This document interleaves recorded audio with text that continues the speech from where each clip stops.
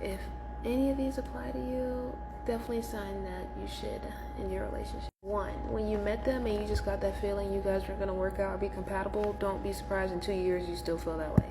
2, if you notice things about them that you feel like are going to be deal breakers, don't expect it to change after time.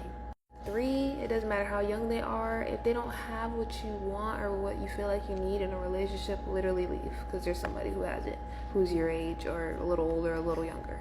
4, of course, you tell your friends and your family about your partner, but if they meet them and they still don't like them and they're still telling you that you should be with somebody else, that's another sign right there. 5, if you are literally good with them, didn't have an argument or anything, but your mind is still telling you need to break up, and you're Googling it, Googling signs. Oh, what signs is it? Well, we need to break up. Is there any sign? Looking around, looking outside the window to see if there's a sign, a blue butterfly or a yellow one. That's your sign right there. You're looking too much. Go ahead and end it. 6, if you're too nervous or you get a little antsy about telling your partner about somebody down the street who complimented you as you walked with your groceries, or maybe an ex, or any old story or new story where somebody just shows you any sort of attention, because you know they'll react bad to it, that's already a sign. 7, I know we don't, maybe you're young, you don't have a lot, but if this person didn't really help you at all, and you were going through something actually like insane, crazy, and they didn't really help at all, and they just made your life more stressful, that's already enough right there. Okay, it doesn't matter if they're 12 or 18 or 57. I think I'm on 8. Part of me wants to say this isn't a big one, but goodness.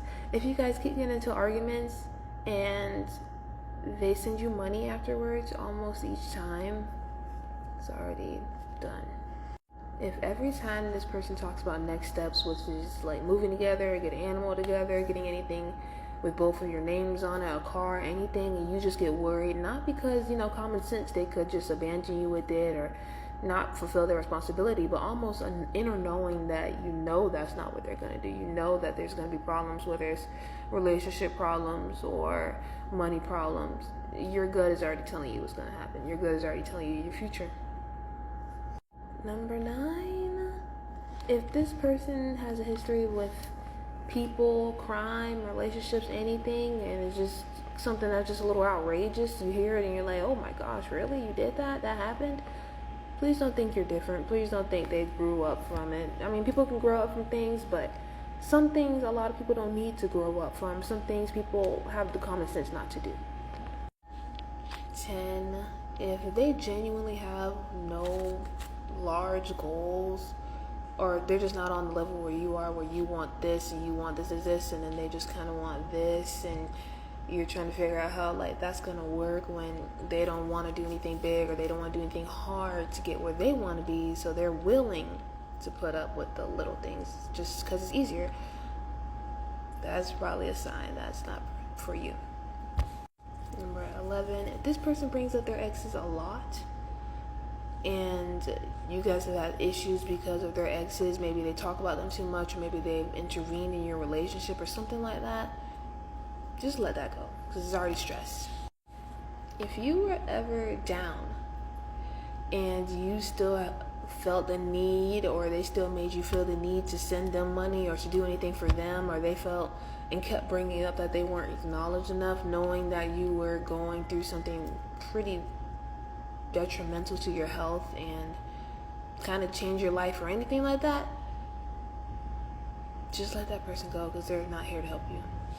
If they're ever talking to you and they're talking about changing themselves or trying to do this or that to reach your level or reach this level of acceptance from you, or making it seem as if you're up here and they're down here, but they don't want to admit it, so they just kind of keep their confidence up. It's this weird thing where it's like they're trying to reach you.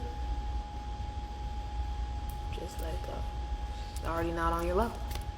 I think this is 14 or 15. I think this is going to be my last one. But if this person ever talks about toxic family members, and then when they get toxic or when they get mad or angry or upset, you notice that they act just like that family member, you can go ahead and leave now, because everything that they're telling you about their family and all those toxic traits, they inherited it as well.